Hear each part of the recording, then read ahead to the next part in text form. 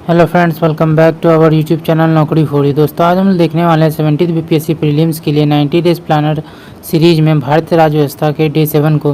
दोस्तों, अगर आप हमारे चैनल पर नए हैं तो प्लीज़ हमारे चैनल को सब्सक्राइब करेंगे। अगर आपको हमारी वीडियोस पसंद आती हैं या आपको हेल्पफुल लगती है तो हमारी वीडियोज़ पर लाइक और कमेंट करना मत भूलिएगा और इसे अपने दोस्तों के साथ जरूर शेयर कीजिएगा। तो चलिए दोस्तों, शुरू करते हैं आज की इस वीडियो को। तो आज का हमारा जो टॉपिक है वो है न्यायपालिका। तो पहला क्वेश्चन देखते हैं। भारत की विधि आयोग के संबंध में निम्नलिखित कथनों पर विचार करना। उपयुक्त कथनों में कौन सा कथन गलत है? तो आंसर हो जाएगा केवल 1 और 3 जो है गलत है। एक्सप्लेनेशन देखते हैं। कथन पहला गलत है। यह एक तथा कार्यकारी निकाय है जो विधि एवं न्याय मंत्रालय के लिए सलाहकार के रूप में कार्य करता है। कथन दूसरा सही है। स्वतंत्र भारत में 1955 में पहले विधि आयोग की अध्यक्षता MC सिलवार ने की थी। कथन तीसरा गलत है। आयोग का अध्यक्ष भारत का सेवानिवृत्त मुख्य न्यायाधीश या किसी उच्च न्यायालय का मुख्य न्यायाधीश होता है। संसद में सचेतक के पद के संबंध में निम्नलिखित कथनों में पर विचार करना और सही विकल्प का चयन करना है। तो आंसर हो जाएगा कथन ए जो है सही है, यानी ऑप्शन ए जो है सही है। सचेतक की अवधारणा औपनिवेशिक ब्रिटेन शासन से ली गई है। कथन दूसरा गलत है। केवल राष्ट्रीय दल ही नहीं बल्कि सभी राजनीतिक दल सचेतक नियुक्त कर सकते हैं। कथन तीसरा गलत है। सदन के नियमों में सचेतक के पद का उल्लेख नहीं किया गया। यह संसदीय परंपराओं पर आधारित है। कथन चौथा गलत है। दल बदल विरोधी कानून तब लागू होता है जब कोई सांसद अपनी पार्टी के सचेतक का उल्लंघन जो है करता है। अगला एक संसद के सदस्यों की अयोग्यता से संबंधित मामलों का निर्णय किसके द्वारा किया जाता है? तो आंसर हो जाएगा डी। अनुच्छेद 103 के अनुसार संसद के सदस्यों की अयोग्यता से संबंधित विवादों का निर्णय राष्ट्रपति द्वारा भारत की चुनाव आयोग के परामर्श से किया जाता है। निम्नलिखित कथनों पर विचार करना। उपयुक्त कथनों में से कौन सा कथन गलत है? तो आंसर हो जाएगा सी। 1 और 2 दोनों जो है। दोस्तों, यहाँ पर जो ऑप्शन है वो गलत है। इसमें दिया हुआ है कि उपयुक्त कथनों में से कौन सा कथन सही है। तो 1 और 2 जो है दोनों कथन जो है सही है। कथन 1 सही है। पहला लोकसभा का गठन 17 अप्रैल 1952 को भारत के पहले आम चुनाव के बाद हुआ। दूसरा कथन भी सही है। अनुच्छेद 108 के अनुसार संसद की संयुक्त बैठक भारत के राष्ट्रपति द्वारा बुलाई जाती है और लोकसभा के अध्यक्ष इसकी अध्यक्षता करते हैं।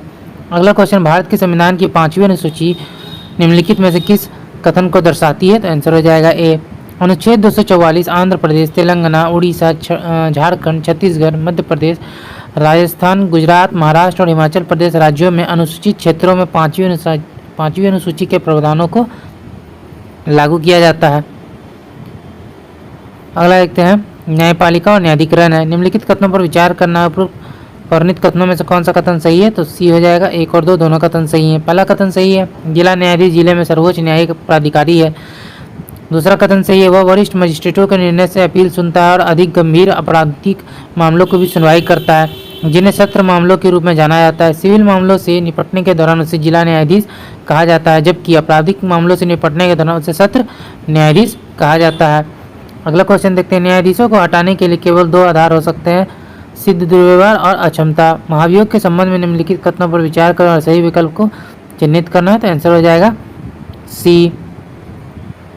पहला कथन गलत है। अनुच्छेद 124 के तहत संविधान कहता है दुर्व्यवहार का अर्थ गलत आचरण या अनुचित आचरण है। संवैधानिक प्राधिकारी द्वारा प्रत्येक कार्य या आचरण या निर्णय की त्रुटि या लापरवाही अपने आप में दुर्व्यवहार नहीं है। दुराचार का तात्पर्य कर्ता द्वारा कुछ हद तक मन स्थिति का निर्माण करना है। संवैधानिक पद का जानबूझकर दुरुपयोग, पद पर जानबूझकर कदाचार, भ्रष्टाचार, ईमानदारी की कमी या नैतिक अदमता से जुड़ा कोई अन्य अपराध कदाचार माना जाएगा। कथन बी भी जो है गलत है। अनुच्छेद 124(4) में न्यायाधीश जांच अधिनियम 1968 न्यायाधीश को हटाने के लिए अपनाई जाने वाली प्रक्रिया निर्धारित करता है। कथन सी सही है। उच्चतम न्यायालय और उच्च न्यायालय के न्यायाधीशों के महाभियोग के लिए अपनाई जाने वाली प्रक्रिया एक जैसी है। कथन डी गलत है। न्यायाधीश को दोषी पाया गया लेकिन लोकसभा में कांग्रेस पार्टी ने मतदान से परहेज किया और इसलिए प्रस्ताव अपेक्षित बहुमत से पारित नहीं हो सका। अगला एक निम्नलिखित कथन पर विचार करना। में से कितने कथन जो है सत्य है? तो आंसर हो जाएगा केवल 1। पहला कथन सही है। सर्वोच्च न्यायालय के न्यायाधीशों के रूप में नियुक्ति के लिए न्यूनतम आयु या निश्चित अवधि निर्धारित नहीं है। संविधान कहता है कि वह 65 वर्ष की आयु तक पद पर बना रह सकता है। कथन दूसरा गलत है। विदेशी निर्णयों का हमारे न्यायालयों पर बाध्यकारी अधिकार नहीं है, वे केवल प्रकृति में सुझावात्मक है। कथन तीसरा गलत है। ऐसे मामलों में जहां सर्वोच्च न्यायालय के दो या अधिक निर्णयों के बीच संघर्ष होता है, वह बड़ी पीठ के निर्णय का पालन किया जाएगा। अगला देखते हैं, सर्वोच्च न्यायालय की अपनी प्रक्रिया को विनियमित करने के लिए नियम बनाने की शक्ति के बारे में निम्नलिखित में कौन सा कथन गलत है? तो आंसर हो जाएगा केवल 3 जो है ये गलत है। पहला कथन सही है, यह नियम संसद द्वारा बनाए गए कानूनों के दायरे में है। कथन दूसरा सही है, यह नियम अधीनस्थ कानून की प्रकृति के होने के कारण संवैधानिक प्रावधानों को रद्द नहीं कर सकते, क्योंकि भारत संवैधानिक सर्वोच्चता का पालन करता है। कथन तीसरा गलत, यह नियम संसद के दोनों सदनों द्वारा साधारण बहुमत से पारित प्रस्ताव का पालन किए बिना न्यायालय द्वारा बनाए जाते हैं। अगला है, सर्वोच्च न्यायालय के मूल क्षेत्राधिकार के रूप में निम्नलिखित कथनों पर विचार करना उपयुक्त में से कौन सा कथन गलत है? तो पहला कथन जो है गलत है। कथन पहला गलत है, ऐसे विवादों को राष्ट्रपति द्वारा निपटाया जाता है जो सलाह के लिए सर्वोच्च न्यायालय से परामर्श कर सकते हैं, जो प्रकृति में बाध्यकारी नहीं है। दूसरा कथन सही है। दूसरा कथन जो है सही है, पहला विवाद 1961 में पश्चिम बंगाल राज्य द्वारा भारत संघ के विरुद्ध था। पश्चिम बंगाल सरकार ने 1957 के कोयला क्षेत्र अधिनियम की संवैधानिकता को चुनौती दी थी। अगला देखते हैं, एकल न्यायालय प्रणाली को निम्नलिखित में से किस प्रावधान से अपनाया गया है? तो आंसर होगा डी, भारत सरकार अधिनियम 1935। एकल न्याय प्रणाली को भारत सरकार अधिनियम 1935 से अपनाया गया, जहां केंद्र और राज्य दोनों कानूनों को एक ही न्यायिक निकाय द्वारा लागू किया जा सकता है, जबकि अमेरिकी न्यायपालिका में संघीय न्यायपालिका संघीय कानून को लागू करती है और राज्य न्यायपालिका राज्य कानूनों को लागू करती है। 99वें संविधान संशोधन अधिनियम निम्नलिखित में से किससे संबंधित है? तो एनसीबीसी को संवैधानिक दर्जा। राष्ट्रीय न्यायिक नियुक्ति प्राधिकरण 99वें संविधान संशोधन अधिनियम के माध्यम से प्रदान किया गया था, लेकिन 2015 के 4 न्यायाधीशों के मामले ने इस निकाय को शून्य घोषित कर दिया। भारत और बांग्लादेश सीमा संयोजन 2015 के 100वें संविधान संशोधन अधिनियम से निपटाए गए। भारत और बांग्लादेश सीमा संयोजन 2015 के 100वें संविधान संशोधन अधिनियम पर निपटाए गए। वस्तु एवं सेवा कर को 2016 के 101वें संविधान संशोधन अधिनियम से निपटाए गए हैं। एनसीबीसी को 2018 के 102वें संविधान संशोधन अधिनियम के से संवैधानिक दर्जा मिला। निम्नलिखित कथनों पर विचार करना, ऊपर वर्णित कथनों में से कौन सा कथन जो है सही है? तो ना ही 1 और ना ही 2। पहला कथन गलत है, उच्च न्यायालय में केवल उन दीवानी मामलों में से जिनमें 20,000 की राशि शामिल है सर्वोच्च न्यायालय के समक्ष शुरू में अपील की जा सकती है, लेकिन 1972 के 30वें संविधान संशोधन अधिनियम के माध्यम से सीमा हटा दी गई है। कथन दूसरा गलत है, ऐसे मामले में जहां उच्च न्यायालय अपील करने के लिए मामले को उपयुक्त प्रमाणित करता है, उच्च न्यायालय का प्रमाण पत्र आवश्यक है, लेकिन यह अधिकार का मामला है जहां किसी अभियुक्त को बरी करने का आदेश उलट दिया जाता है और मृत्युदंड दे दिया जाता है। उच्च न्यायालय अधीनस्थ न्यायालय से मामला लेता है और अभियुक्त को मृत्युदंड की सजा सुनाई जाती है। अनुच्छेद 141 के संबंध में निम्नलिखित कथनों पर विचार करना, अभिकथन और कारण है। अभिकथन है, संविधान राष्ट्रपति को सार्वजनिक महत्व के मामले एवं पूर्व संवैधानिक संधि से उत्पन्न विवाद पर सर्वोच्च न्यायालय की राय लेने के लिए अधिकृत करता है। कारण, यह सरकार को प्रासंगिकता के मामले पर एक अधिकारी कानून राय प्रदान करता है। 9 का हमारा आंसर हो जाएगा ए। अभिकथन और कारण दोनों सत्य हैं और कारण और अभिकथन की सही व्याख्या है। अगला देखते हैं, सुप्रीम कोर्ट के संबंध में निम्नलिखित कथनों में से कौन सा कथन सही है? तो आंसर हो जाएगा ए, केवल 1 जो है सही है। राष्ट्रपति और उपराष्ट्रपति के चुनाव पर विवादों के संबंध में इसका मूल अनन्य और अंतिम अधिकार है। कथन दूसरा गलत है, राज्य बार काउंसिल के तहत अधिवक्ता सर्वोच्च न्यायालय के समक्ष कोई भी दस्तावेज या मामला दायर नहीं कर सकते हैं। राज्य बार काउंसिल के अधीन अधिवक्ता केवल सर्वोच्च न्यायालय में किसी पक्ष की ओर से किसी मामले पर उपस्थित हो सकते हैं या बहस कर सकते हैं। 1973 के केशवानंद भारती मामले में सर्वोच्च न्यायालय ने 1967 के गोलकनाथ मामले में अपने पिछले फैसले से अलग रुख अपनाया। उपयुक्त कथन में से निम्नलिखित में से कौन सा प्रावधान सबसे बेहतर तरीके से परिलक्षित होता है? तो आंसर हो जाएगा ए, अपने फैसले की समीक्षा। न्यायालय पिछले निर्णयों से बंधे नहीं है और वह एक स्वसुधारक एजेंसी के रूप में इसमें बदलाव कर सकते हैं। अनुच्छेद 137 के तहत सर्वोच्च न्यायालय और अनुच्छेद 226 के तहत उच्च न्यायालय को अपने फैसले की समीक्षा कर सकती है। निम्नलिखित कथनों पर विचार करना, उपयुक्त कथनों में से कौन सा कथन गलत है? तो आंसर हो जाएगा बी, केवल 2 जो है गलत है। पहला कथन सही है, राष्ट्रपति के पास किसी उच्च न्यायालय में बकाया कार्य को निपटाने के लिए 2 वर्ष से अधिक की अस्थायी अवधि के लिए अतिरिक्त न्यायाधीशों की नियुक्ति करने की शक्ति है। वैसे न्यायाधीशों की अधिकतम आयु 62 वर्ष पूर्ण नहीं होनी चाहिए।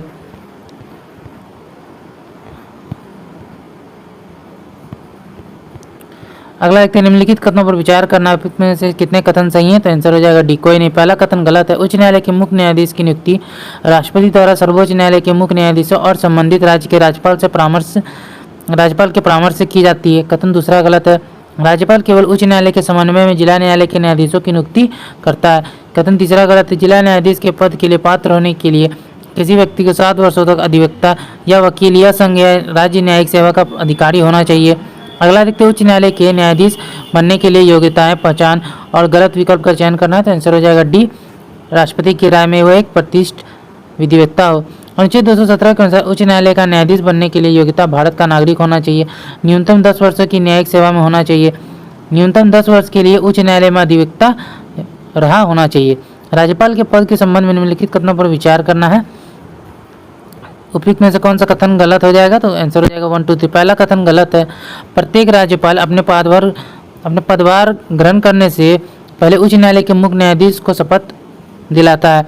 कथन दूसरा गलत है। भारतीय संविधान का अनुच्छेद 123 राष्ट्रपति को अध्यादेश जारी करने का अधिकार देता है और अनुच्छेद 213 राज्यपाल को अध्यादेश जारी करने का अधिकार देता है जब राज्य विधानसभा सत्र में नहीं होता। कथन तीसरा गलत है।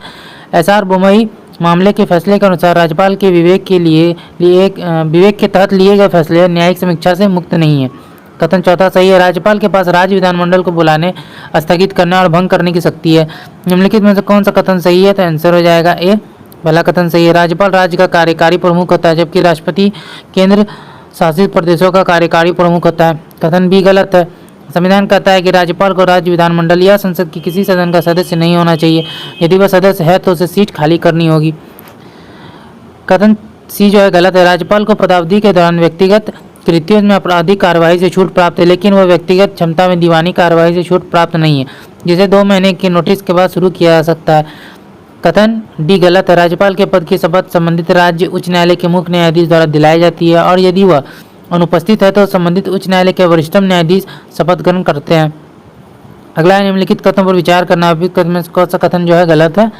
तो आंसर हो जाएगा बी, 1, 2 और 4। पहला कथन गलत है। मुख्यमंत्री राज्य योजना बोर्ड का प्रमुख होता है। दूसरा कथन गलत है। मुख्यमंत्री संबंधित क्षेत्रीय परिषद का उपाध्यक्ष होता है। अध्यक्ष पद केंद्रीय गृह मंत्री के पास होता है। कथन तीसरा सही है। मुख्यमंत्री आपातकाल के दौरान राजनीतिक स्तर पर मुख्य संकट प्रबंधक होता है। कथन चौथा गलत है। मुख्यमंत्री राज्य सरकार का मुख्य प्रवक्ता होता है। निम्नलिखित में से किस राज्य में द्विसदनीय विधायिका है? तो आंसर हो जाएगा सी। वर्तमान में द्विसदनीय विधायिका जो है 6 राज्यों में आंध्र प्रदेश, तेलंगाना, उत्तर प्रदेश, बिहार, महाराष्ट्र और कर्नाटक। निम्नलिखित कथनों पर विचार करना। कथनों में से कौन सा कथन सही है? तो ना ही 1 और ना ही 2।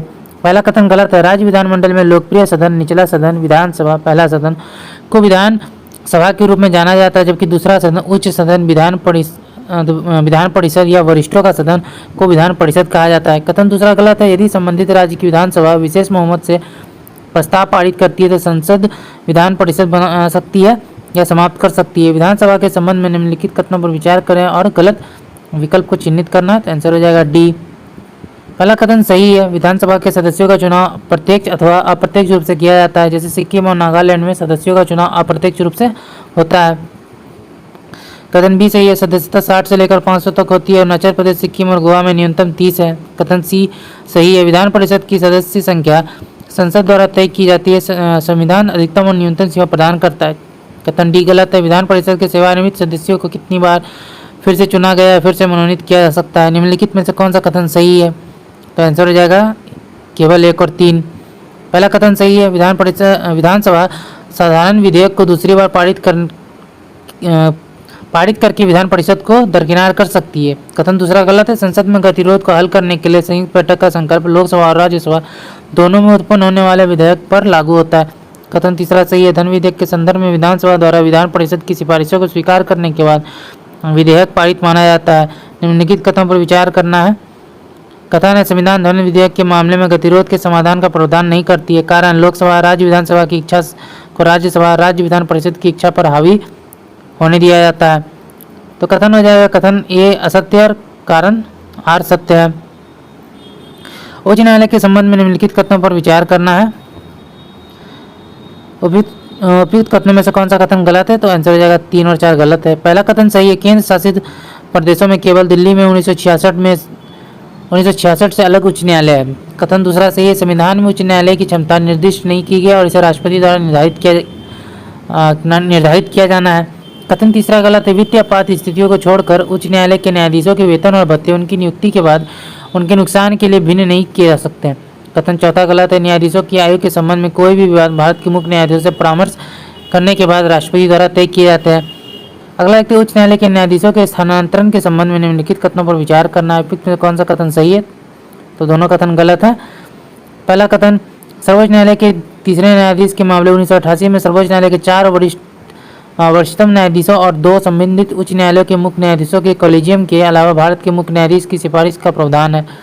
कथन दूसरा गलत है। उच्च न्यायालय के न्यायाधीश राष्ट्रपति के कार्यकाल के दौरान पद पर नहीं रह सकते, भले ही वह उनके द्वारा नियुक्त किए जाते हों।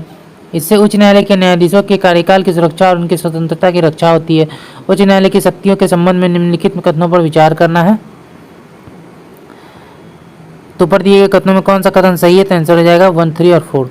पहला कथन सही है। न्यायालय की अवमानना अधिनियम 1971 के अनुसार अवमानना से तात्पर्य न्यायालय के अधिकार के रूप में उसकी गरिमा का अनादर करने के अपराध से है।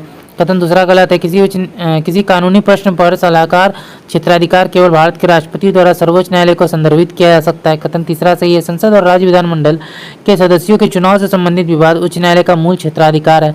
चौथा कथन सही है। मौलिक अधिकारों के प्रवर्तन या अन्य उद्देश्यों के लिए कुछ रिट जारी करना। अधीनस्थ न्यायालयों के संबंध में निम्नलिखित कथनों पर विचार करना। उपयुक्त कथनों में से कौन सा कथन जो है सही है? तो आंसर हो जाएगा 3, 1, 2 और 3 तीनों जो है सही है। पहला कथन सही है। ग्राम न्यायालयों की स्थापना ग्राम न्यायालय अधिनियम 2008 के तहत की गई।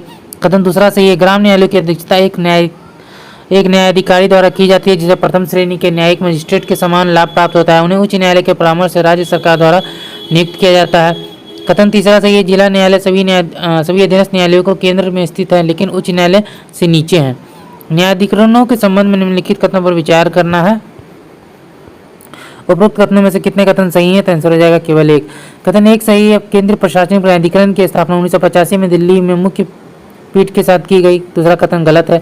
केंद्रीय प्रशासनिक न्यायाधिकरण में अध्यक्ष और अन्य सदस्य होते हैं। प्रशासनिक न्यायाधिकरण संशोधन अधिनियम 2006 द्वारा उपाध्यक्ष का पद समाप्त कर दिया गया है। कथन तीसरा गलत है। केंद्रीय प्रशासनिक न्यायाधिकरण के सदस्यों की नियुक्ति सर्वोच्च न्यायालय के वर्तमान न्यायाधीश की अध्यक्षता वाली चयन समिति द्वारा की जाती है, जिसे भारत के मुख्य न्यायाधीश द्वारा नामित किया जाता है। प्रशासनिक न्यायाधिकरण के संबंध में निम्नलिखित में से कौन सा कथन सही है? तो हो जाएगा ए। कथन 1 सही है। 1977 के बाद चंद्र कुमार केस प्रशासनिक न्यायाधिकरण के आदेश के विरुद्ध अपील सर्वोच्च न्यायालय और उच्च न्यायालय के दोनों के पास की जा सकती है। कथन दूसरा गलत है। राज्य प्रशासनिक न्यायाधिकरण के अध्यक्ष की नियुक्ति राष्ट्रपति द्वारा, जबकि राज्य के राज्यपाल से परामर्श के बाद की जाती है। कथन तीसरा गलत है। अनुच्छेद 323B के तहत न्यायाधिकरण केंद्र और राज्य विधानमंडल दोनों द्वारा स्थापित किए जा सकते हैं। कथन 4 गलत है। जयपुर और लखनऊ पीठ उच्च न्यायालय की मुख्य सीट नहीं रखती है, वे उच्च न्यायालय की अन्य सीटों पर सर्किट बैठक करती है। पटना पीठ का क्षेत्रीय अधिकार क्षेत्र निम्नलिखित में से कहाँ तक विस्तारित किया गया था? तो आंसर हो जाएगा बिहार और झारखंड। छत्तीसगढ़ और मध्य प्रदेश जबलपुर पीठ में शामिल है। इलाहाबाद पीठ उत्तर प्रदेश, लखनऊ पीठ द्वारा कवर किए क्षेत्रों के अलावा और उत्तराखंड को कवर करती है। गुवाहाटी पीठ असम, अरुणाचल प्रदेश, नागालैंड, मणिपुर, मिजोरम, मेघालय और त्रिपुरा को कवर करती है। कटक पीठ उड़ीसा को कवर करती है। कलकत्ता पीठ पश्चिम बंगाल, सिक्किम, अंडमान और निकोबार द्वीप समूह को कवर करती है। अधीनस्थ न्यायपालिका के संबंध में निम्नलिखित कथनों पर विचार करना। उपयुक्त में से कौन सा कथन सही है? तो आंसर हो जाएगा डी, उपयुक्त सभी। समाज के कमजोर वर्गों को मुफ्त कानूनी सेवा प्रदान करने के लिए कानूनी सेवा प्राधिकरण अधिनियम 1987 के तहत राष्ट्रीय कानूनी सेवा प्राधिकरण का गठन किया गया। लोक अदालत वैकल्पिक विवाद निवारण तंत्रों में से एक है। लोक अदालत का अध्यक्ष एक कार्यरत या सेवानिवृत्त न्यायिक अधिकारी होना चाहिए। भारतीय संविधान का अनुच्छेद 236 जिला न्यायाधीशों से संबंधित है, जिसमें शामिल है। तो आंसर हो जाएगा उपयुक्त सभी। शहर के सिविल न्यायालय के न्यायाधीश, अतिरिक्त जिला न्यायाधीशों, संयुक्त जिला न्यायाधीश, सहायक जिला न्यायाधीश, लघु वाद न्यायालय के मुख्य न्यायाधीश, मुख्य प्रेसिडेंसी मजिस्ट्रेट, अतिरिक्त मुख्य प्रेसिडेंसी मजिस्ट्रेट, सत्र न्यायाधीश, अतिरिक्त सत्र न्यायाधीश और सहायक सत्र न्यायाधीश। निम्नलिखित कथनों पर विचार करना है। उपयुक्त में से कौन सा कथन गलत है? तो आंसर जाएगा केवल एक। पहला कथन गलत है। व्यक्तियों की पदस्थापना, पदोन्नति और छुट्टी के संदर्भ में जिला न्यायालय और अन्य अधीनस्थ न्यायालयों पर नियंत्रण उच्च न्यायालय में निहित है। कथन दूसरा सही है। अधीनस्थ न्यायपालिका के संगठनों की संरचना राज्य अलग अलग होती है।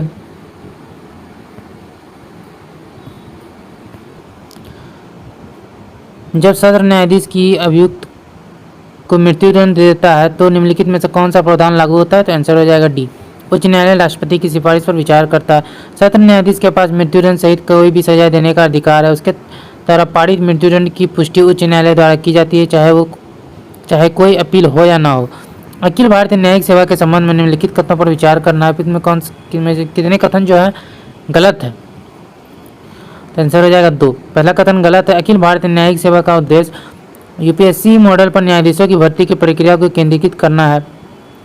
कथन दूसरा सही है। अनुच्छेद 312 कहता है कि सेवा में जिला न्यायाधीश से कमतर कोई पद शामिल नहीं हो सकता। जिला न्यायाधीश का प्रावधान अनुच्छेद 236 में परिभाषित किया गया है। कथन तीसरा गलत है। 42वें संविधान संशोधन द्वारा संविधान के अनुच्छेद 312 में संशोधन के माध्यम से इस सेवा के निर्माण का प्रावधान है। निम्नलिखित कथनों पर विचार करना और गलत विकल्प को जो है चिन्हित करना है। तो 40 का आंसर हो जाएगा डी।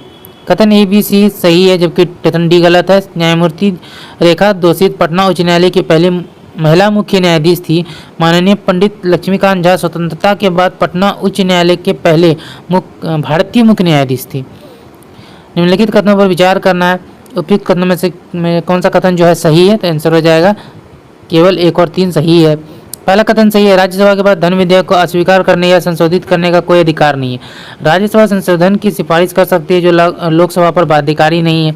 कथन दूसरा गलत है। राज्यसभा बजट पर चर्चा कर सकती है लेकिन उस पर मतदान नहीं कर सकती। कथन तीसरा सही है। राज्यसभा के पास अनुदानों की मांगों पर कोई मतदान शक्ति नहीं है, केवल लोकसभा ही मतदान कर सकती है। अगला एक है राज्य में विधान परिषदों को बनाने या समाप्त करने की शक्ति निम्नलिखित में से किसके पास नहीं है, तो आंसर होगा राज्य की विधानसभा। संसद एक विधान परिषद को साधारण बहुमत से समाप्त कर सकती है, जबकि संबंधित राज्य की विधानसभा विशेष बहुमत से उस आशय का प्रस्ताव पारित करती है। भारत में अधीनस्थ न्यायालय के रूप में नियुक्त होने की योग्यता के संदर्भ में निम्नलिखित कथनों पर विचार करना है। उपयुक्त कथनों में से कितने कथन सही हैं, तो आंसर हो जाएगा 3। संविधान के भाग 6 में अनुच्छेद 233 से 237 अधीनस्थ न्यायालयों के संगठन को विनियमित करने और कार्यपालिका से उनकी स्वतंत्रता सुनिश्चित करने के लिए निम्नलिखित प्रावधान करते हैं।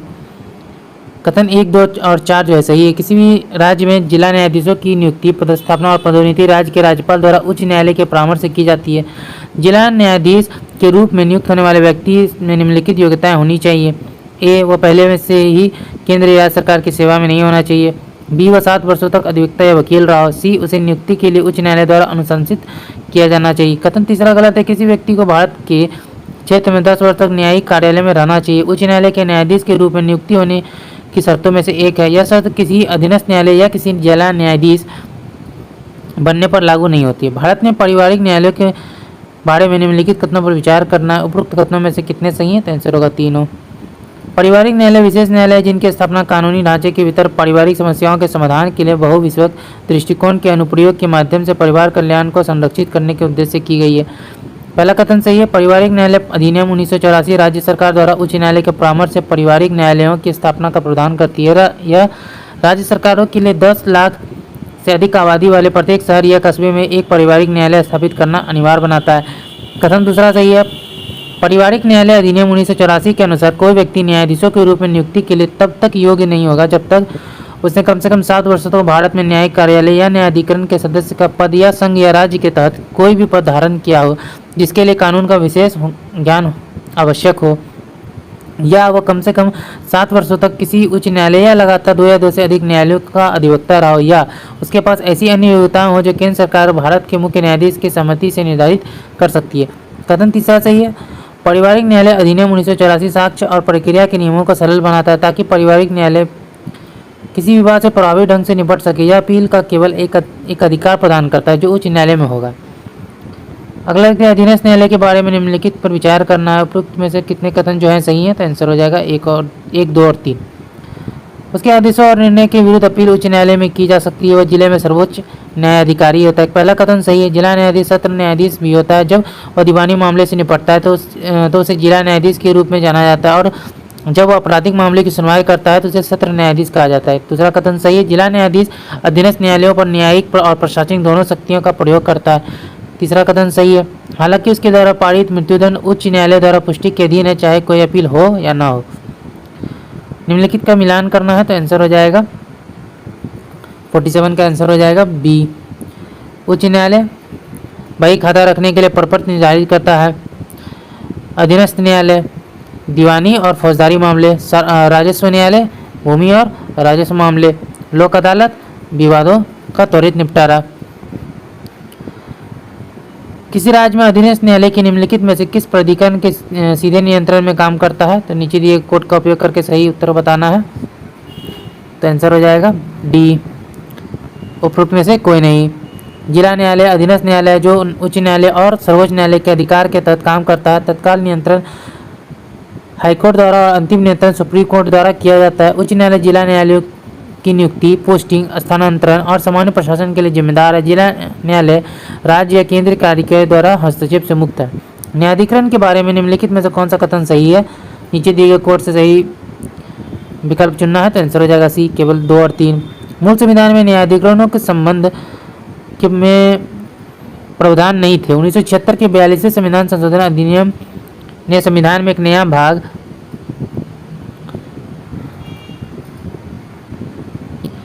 एक नया भाग 14A जोड़ा। इस भाग को अधिकरण कहा जाता है और इसमें केवल 2 अनुच्छेद, अनुच्छेद 323A प्रशासनिक न्यायाधिकरण से संबंधित और अनुच्छेद 323B अन्य मामलों के लिए न्यायाधिकरणों से संबंधित है।